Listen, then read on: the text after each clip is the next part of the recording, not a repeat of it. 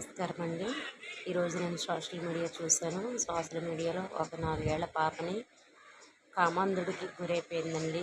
ఆళ్ళ తల్లిదండ్రుల ఎంత క్షోభ అనుభవిస్తున్నారో.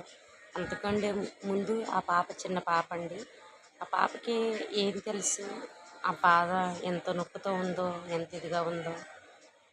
వాళ్ళ తల్లిదండ్రులు ఓదార్చడానికి మనం సరిపోమండి.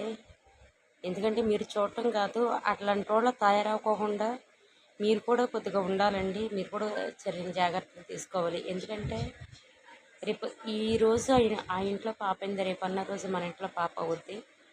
కానీ అలా చేయటం చాలా తప్పు కదా. పోలీసులు ఏమైపోయారు, చట్టాలు ఏమైపోయినాయి.